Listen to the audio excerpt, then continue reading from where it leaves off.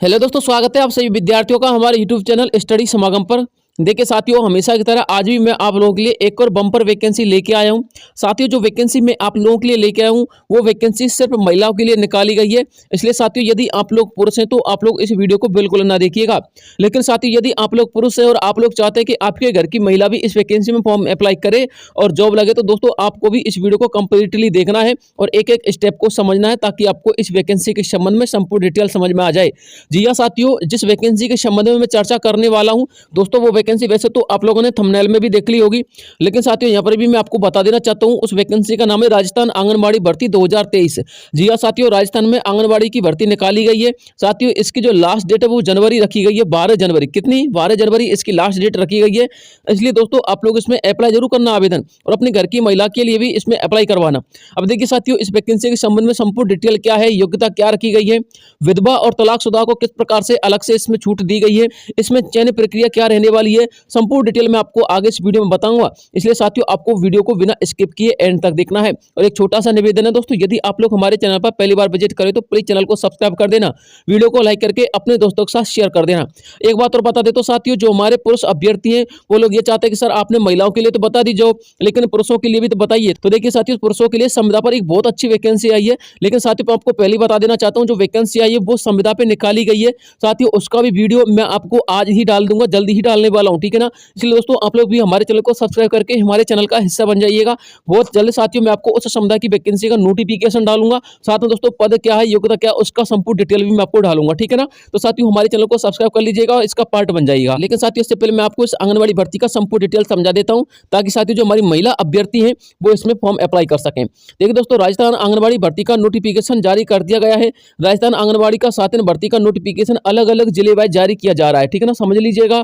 जैसे कि आप लोग भरतपुर जिले से बिलोंग करते हो तो भरतपुर में अलग से इसका नोटिफिकेशन जारी हो रहा है, कोली धौलपुर से अलग हो रहा है, उदयपुर सवाई माधोपुर से अलग हो रहा है, ठीक है ना। यानी कि संपूर्ण राजस्थान में आप लोगों का आंगनबाड़ी का नोटिफिकेशन जारी होना शुरू हो चुका है, और एक एक जिले वाइज नोटिफिकेशन जारी हुआ, और प्रत्येक जिले का अपडेट मैं आपको इस चैनल के माध्यम से देता रहूंगा। इसलिए इस चैनल को जरूर सब्सक्राइब कर लीजिएगा और इसका हिस्सा बन जाइएगा, ताकि साथियों आपको अपने ही जिले की जानकारी इस चैनल के माध्यम से मिलती रहे, ठीक है ना। साथियों, इसमें आगे लिखा हुआ है, भर्ती के लिए केवल महिला ही अभ्यर्थी आवेदन कर सकती हैं। आवेदनकर्ता महिला संबंधित ग्राम पंचायत की होनी चाहिए। इसके अलावा साथियों आगे इसमें एज लिमिट लिखी हुई है, एज लिमिट आप लोग देख लीजिएगा। अभ्यर्थी की न्यूनतम आयु 21 वर्ष और अधिकतम आयु 40 वर्ष होनी चाहिए। इसके अलावा अनुसूचित जनजाति और अनुसूचित जाति की अधिकतम आयु सीमा 45 वर्ष रखी गई है। विधवा, तलाकशुदा, परिपक्वता एवं विशेष योग्यजन के लिए अधिकतम आयु सीमा भी 45 वर्ष रखी गई है। यानी कि साथियों जो हमारी विधवा तलाकशुदा महिला हैं उनके लिए 5 वर्ष की अतिरिक्त छूट दी गई है। इसके अलावा साथियों इसमें आगे भी लिखा हुआ, आगे भी पढ़िएगा, आयु की गणना विज्ञप्ति की जारी होने की तिथि तक की जाएगी। यानी कि आपकी जो विज्ञप्ति जारी हुई है उसकी जो तिथि लिखी गई है वहां तक दोस्तों आपकी आयु की गणना की जाएगी। आगे साथ इसमें एजुकेशन क्वालिफिकेशन लिखा हुआ है, उसको भी पढ़ लीजिएगा। आंगनबाड़ी साथन के पद हेतु आवेदक की शैक्षणिक योग्यता 10वीं पास रखी गई है। आंगनबाड़ी कार्यकर्ता, मिनी आंगनबाड़ी कार्यकर्ता, आशा सहयोगी के पद हेतु या फिर चयन हेतु शैक्षणिक योग्यता 12वीं पास रखी गई है। अब आप लोग ये कहोगे सर आपने तो अपने जो थंबनेल में 8वीं पास और 10वीं पास दिखाया था, तो साथियों मैं आपको बताना चाहूंगा, मैंने जो आपको थंबनेल में दिखाया था वो बिल्कुल सही बात है। यहाँ पर मेरे से टाइपिंग मिस्टेक हो गई थी, यहाँ पर साथियों 8वीं पास और यहाँ पर साथियों 10वीं पास है, ठीक है ना। इसलिए आप लोग चिंतित ना होइएगा, यहाँ पर 8वीं और 10वीं पास रखी गई है। मैं आपको इसके ऑफिशियल नोटिफिकेशन में भी बता दूंगा कि इसकी योग्यता क्या रखी गई है, ठीक है ना। अब इंपॉर्टेंट गाइडलाइंस साथियों मैंने यहाँ पर दे रखी है, पहले इनको पढ़ लीजिएगा ताकि आपको संपूर्ण डिटेल समझ में आ जाए। भर्ती के लिए आवेदन करने हेतु महिला आवेदक का विवाहित होना अनिवार्य है। पहली बार समझ लीजिएगा, महिला आवेदक सिर्फ विवाहित होगी तो ही इसमें आवेदन कर सकती है। उस राजस्व ग्राम की अथवा शहरी क्षेत्र में संबंधित आंगनबाड़ी केंद्र की वार्ड की स्थानीय निवासी होना भी अनिवार्य है। विधवा, तलाकशुदा, परिपक्वता महिला को ससुराल एवं मायके दोनों के स्थान के लिए स्थायी निवासी माना जा सकता है। यानी कि यदि आप लोग विधवा महिला हैं या फिर तलाकशुदा महिला हैं तो आप लोग अपनी मायके से भी फॉर्म अप्लाई कर सकते हो, और आप लोग अपने ससुराल से भी फॉर्म अप्लाई कर सकते हो। आपका दोनों जगह का निवास स्थान माना जाएगा, ठीक है ना। इसलिए आप लोग चिंता ना होइएगा, आप लोग डबल फॉर्म अप्लाई कीजिएगा ताकि आपका सिलेक्शन श्योर हो जाए। इसके बाद साथियों इसमें आगे लिखा हुआ है, आवेदनकर्ता महिला संबंधित ग्राम पंचायत की स्थानीय निवासी होनी चाहिए और उसके घर में एक शौचालय भी होना चाहिए, ठीक है ना। यदि आप लोग साथन के पद हेतु आवेदन करते हैं तो न्यूनतम योग्यता 10वीं पास होनी चाहिए। ये साथियों आप लोग की आयु के संबंध में है, यानी कि जब से आप लोग के फॉर्म अप्लाई किए जाएंगे जाएंगे तब तक दोस्तों आप लोग की आयु 21 से 35 और 21 से 40 वर्ष या फिर 21 से 45 वर्ष होना जरूरी है, ठीक है ना। आवेदक अपने आवेदन के साथ शैक्षणिक योग्यता प्रमाण पत्र, मूल निवास प्रमाण पत्र, जाति प्रमाण पत्र, आयु प्रमाण पत्र, विवाह प्रमाण पत्र, विधवा तलाकशुदा प्रत्यक्षता संबंधित दस्तावेज, RCIT जो है प्रमाण पत्र, कार्य अनुभव प्रमाण पत्र, BPL कार्ड एवं अन्य आवश्यक दस्तावेज की स्वयं प्रमाणित छाया प्रति संलग्न भी कर सकते हैं, ठीक है ना। अब मैं आपको बताना चाहूंगा साथियों, जिन कैंडिडेट के पास RCIT का प्रमाण पत्र नहीं है वो भी इसमें अप्लाई कर सकते हैं। जरूरी नहीं है कि आपके पास RCIT होना चाहिए, लेकिन यदि आप लोगों के पास RCIT नहीं है तो भी दोस्तों आपके पास एक और ऑप्शन है, यानी कि आप लोग RCIT में एडमिशन ले लीजिएगा और उसका जो क्रमांकन मिलेगा दोस्तों उसको यहाँ पर आप लोग सबमिट कर सकते हो। और तब तक साथियों आप लोग का जब हम ज्वाइनिंग होगा ना, तब तक दोस्तों आप लोग का क्या आ जाएगा, RCIT का प्रमाण पत्र आ जाएगा, यानी कि सर्टिफिकेट आ जाएगा। इसलिए आप लोग चिंता ना कीजिएगा, ठीक है ना। आगे इसमें लिखा हुआ साथियों मेन वेबसाइट, तो साथ ही इसकी जो मुख्य वेबसाइट है आवेदन करने की या फिर आवेदन प्राप्त करने की, उसका नाम है www.wcd.rajasthangovernment.in, ठीक है ना। इससे आप लोग आवेदन भी डाउनलोड कर सकते हो। मैं आपको बताना चाहूंगा साथियों, इसका जो आवेदन है वो ऑफलाइन किया जाएगा, यानी कि डाक के माध्यम से आवेदन इसका किया जाएगा। ऑनलाइन आवेदन करने का इसमें कोई प्रक्रम नहीं रखा जाता है, ठीक है ना। तो इसलिए आप लोग ध्यान में रखिएगा, आपको आवेदन ऑफलाइन करना है। और साथियों आवेदन की अंतिम तिथि जो रखी गई है वो 12 जनवरी रखी गई है, यानी कि 12 जनवरी 2024।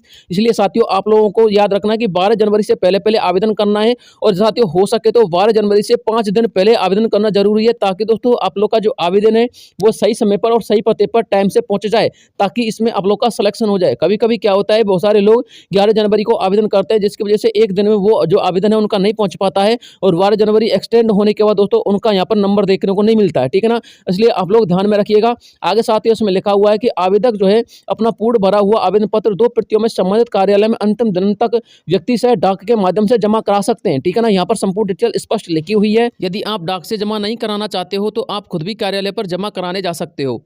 एक बार आवेदन प्रस्तुत करने पर या फिर जमा करने के पश्चात उसमें संलग्न करने की अनुमति नहीं दी जाएगी।